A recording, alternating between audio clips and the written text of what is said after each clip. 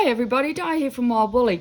Just going to give a little bit of explanation on the 3 different types of multi-tools that we sell at Wild Woolly. They're all a little bit same but different, and I do use them for completely different things, so I'm just going to run that by you now. For the wool paintings, you could use all 3. This has got 3 needles in it, and you know that works quite well, although I don't feel like it gives a really even kind of a punch down because the needles there, I don't know if you can see, are quite wide apart. This one, which has 8 needles, is not too bad either, but it kind of leaves holes in your work, and then you can kind of just rub them out like that. You could use it on the side like this, and this is what I have been using for a long time, and that's fine as well. However, this Clover multi-tool that has 5 very sharp needles in it, I find that this gives them the smoothest finish to a wool painting. It doesn't leave holes. It's got 5 needles, so it goes quite quick. It'll even go over different types of fibres. Well, they all will. It'll go over little French knots like that here. So that's the 3 different, I mean, they all work, but for the wool painting, I'd probably go that one or that one, and not really the 3-pronged one. So let me just get my wool pot out, and you can have a go yourself.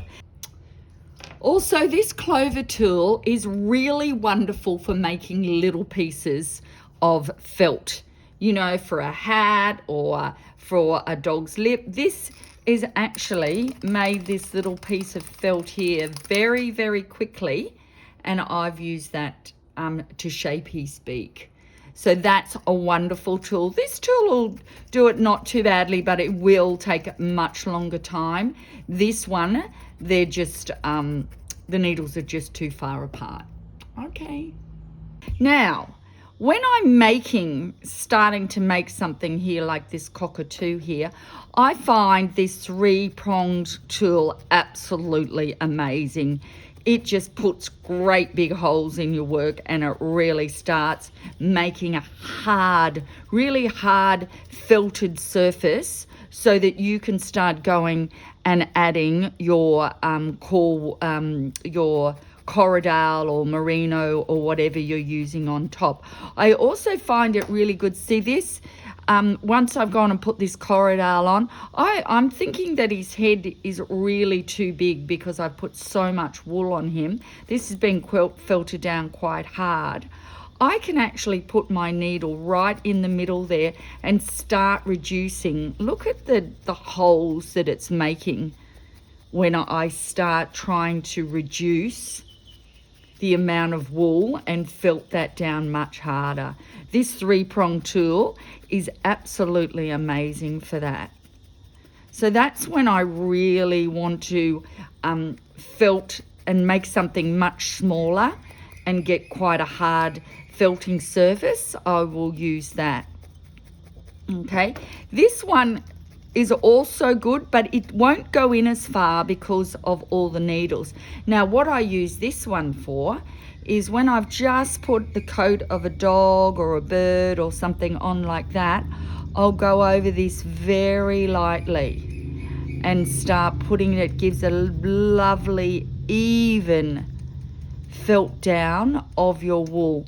This one goes in too deep. This one, because of that rim, actually pushes down kind of like circles on. So this is perfect for going over and finishing all those little fibres off. It'll also do this work. And it'll push down these fibres around here ever so gently and give a lovely even look once I've gone over it with this hard felter.